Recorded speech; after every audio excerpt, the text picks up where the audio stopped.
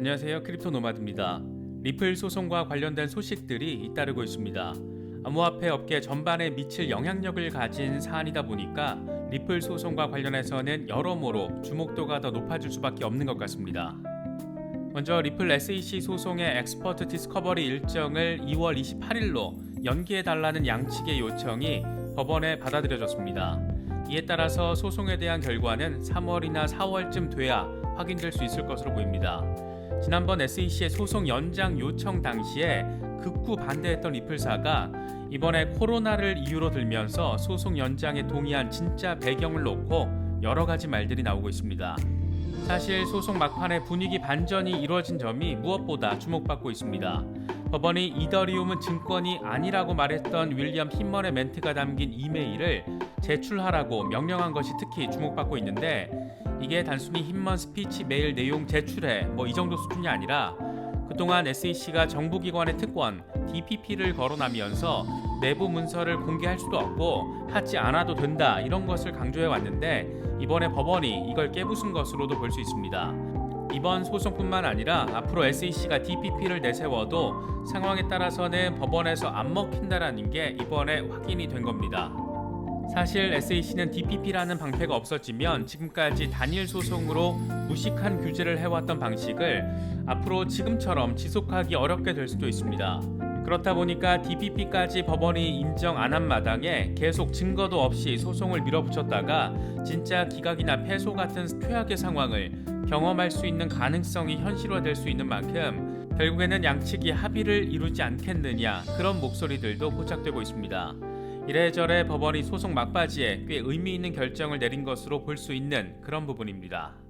리플 시세 상승 전망과 관련해서는 일단 22% 수준의 랠리는 가능하다, 이런 전망이 나왔습니다. FX 스트릿이 22% 상승에 제한될 수 있다, 이런 제목의 기술적 분석을 제시한 겁니다. 이번 영상에서는 리플과 관련된 이슈들부터 집중적으로 살펴본 뒤에 암호화폐 시장 전반 상황 짚어보도록 하겠습니다. 본격적인 시작에 앞서서 좋아요와 구독 또 알림 설정 꼭 부탁드리겠습니다. 영상 제작에 아주 큰 도움 된다는 말씀 함께 드립니다. 그럼 시작하겠습니다. 법원이 이른바 힌먼 스피치를 담고 있는 이메일을 제출하라고 SEC에 명령을 내리면서 이에 따른 관심도 역시 증폭되고 있습니다. 그동안 리플 측은 SEC가 무슨 기준을 가지고 이더리움은 비증권, 리플은 증권인지를 판단했는지를 규명해야 한다라고 주장해 왔습니다.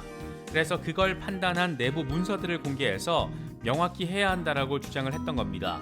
하지만 SEC는 정부기관의 내부 문서는 기밀에 해당한다라면서 정부의 심의 절차 특권 DPP에 따라서 보호받아야 한다, 이렇게 맞서왔습니다. 이른바 SEC의 배째라 전략을 가능하게 했던 가장 큰 무기가 바로 DPP였던 겁니다.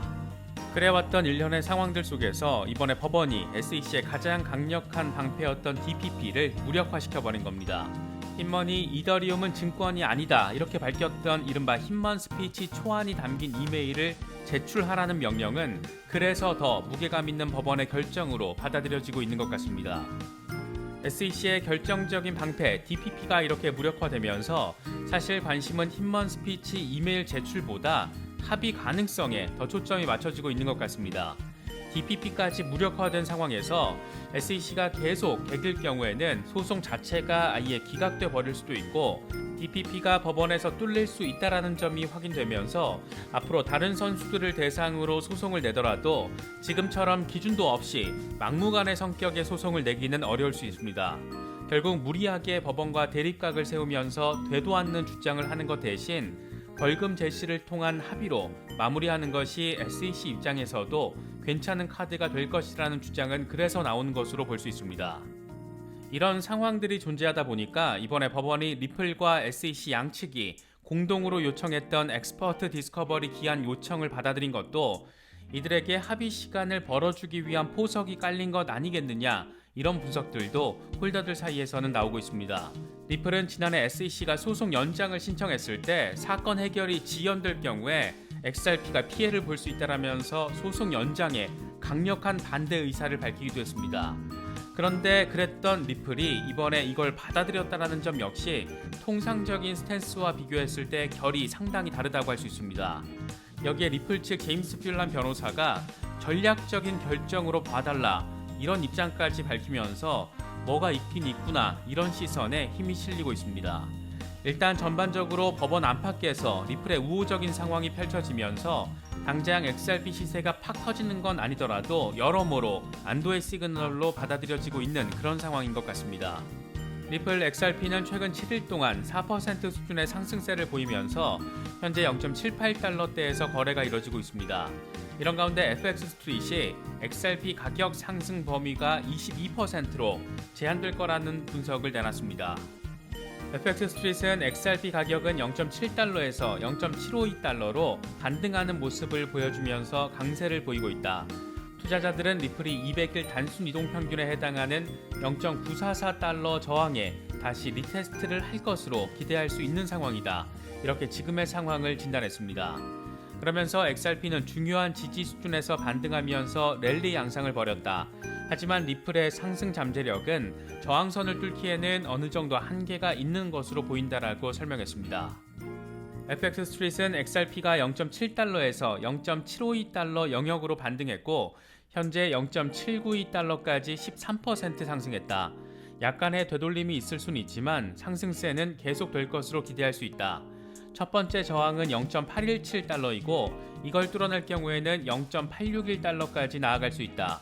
황소 세력이 힘을 더 받을 경우에는 200일 단순이동 평균에 해당하는 0.944달러 리테스트에 나설 수 있는데 이럴 경우 XRP 가격에 대한 총 이익을 22% 수준으로 바라볼 수 있다라고 설명했습니다.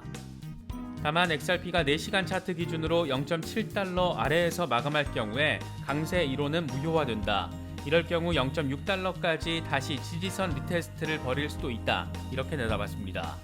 일단 1달러라는 심리적인 지지선을 다시 회복하는 것이 가장 중요한 만큼 이 정도 수준의 반등 랠리가 머지않아 확인될 수 있으면 좋겠습니다. 테슬라가 미국 온라인 스토어에 있는 일부 상품에 도지코인에 대한 결제를 도입하면서 상당한 주목도를 이끌어냈습니다. 테슬라 온라인 스토어 라이프 스토어의 라이프스타일 카테고리에 있는 일부 제품 가격에 도지 가격표가 붙어 있는 것을 확인할 수 있습니다. 테슬라 로고가 담긴 벨트 버클은 835도치에 판매되고 있고 사이버 휘슬은 300도치로 가격이 설정됐습니다. 일론 머스크도 자신의 트위터를 통해서 이 같은 사실을 직접 밝혔는데 그는 테슬라 상품을 도치코인으로 살 수 있다 이렇게 짤막하게 글을 올렸습니다. 일단 시험적으로 간단한 온라인 상품의 도치 결제를 적용한 것으로 볼 수 있는데 테슬라 전기차에 대한 도치 결제 지원이 현실화될 가능성은 그래서 더 높아진 모습입니다. 재미있는 것은 테슬라가 공식 웹사이트를 통해서 다른 암호화폐 말고 도치 결제만 받는다라는 점을 굳이 강조해서 별도로 설명을 했다라는 겁니다. 테슬라는 도치 이외의 다른 디지털 자산을 이체받거나 감지할 수 없다. 암호화폐 결제를 원하는 경우에는 도치를 사용하고 있는지 확인해야 한다. 기타 다른 암호화폐를 보낼 경우에 자산을 잃어버릴 수 있고 이미 전송된 도치 말고 다른 암호화폐 자산은 환불되지 않는다. 이렇게 설명했습니다. 테슬라가 굳이 이렇게 밝힌 것은 오입금을 막기 위한 것일 수도 있지만 비트코인 결제가 당분간 지원되지 않을 거라는 점을 우회적으로 밝힌 것 아니겠느냐 이런 말들도 나오고 있습니다.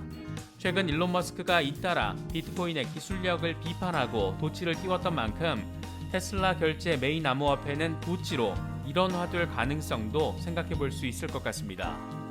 도치코인은 테슬라 호재가 이어진 상황에서 최근 24시간 동안 13% 수준의 시세 상승을 이뤄내면서 0.2달러 돌파를 목전에 두고 있습니다. 시가총액은 260억 달러 수준으로 다시 시총 10위권 재진입을 눈앞에 두고 있는 상황입니다. 테슬라 약발이 기대만큼 세지는 않은 것 같다. 이런 다소 아쉬운 목소리들도 확인할 수 있는데 시장 상황이 다소 어수선한 점도 고려해야 될 것 같습니다. 비트코인은 여전히 42,000달러 중반에서 오르내리는 가운데 비트코인 해시레이트가 신고점을 경신한 것으로 나타났습니다. 글래스노드 데이터를 보면 비트코인 해시레이트는 지난해 중국 단속 이후에 급감했다가 최근 지속적인 상승세를 보여왔습니다. 그만큼 비트코인 채굴 능력이 활성화됐다는 것으로 볼 수 있는 부분인데 최근 채굴자들이 채굴된 비트코인을 매도하지 않고 홀딩하고 있는 모습을 보이면서 조만간 의미 있는 추세 반전이 이루어질 가능성에 대한 기대감 역시 한층 더 커지고 있습니다.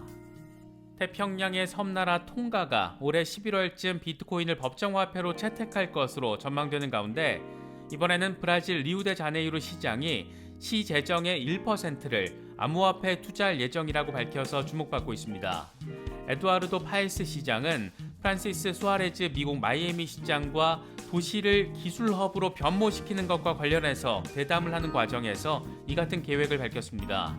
중남미를 중심으로 비트코인에 대한 열기가 뜨겁게 달아오르는 가운데 암호화폐를 국가적 또 도시적으로 적극적으로 수용하는 모습은 여러모로 암호화폐의 확장성 차원에서 긍정적인 소식입니다. 단기적인 시세 흐름은 아쉽게 느껴지지만 그럼에도 불구하고 여러 잠재력 있는 호재성 소식들도 계속해서 전해지고 있습니다. 이런 부분들 투자 전략 짜시는데 잘 참고하실 수 있으면 좋겠습니다. 이번에 준비한 영상은 여기까지입니다. 영상이 도움이 되셨다면 좋아요와 구독 또 알림 설정 꼭 부탁드리겠습니다. 영상 제작에 아주 큰 도움 된다는 말씀 함께 드립니다. 언제나 성투하시기를 기원하겠습니다. 시청해주셔서 감사합니다.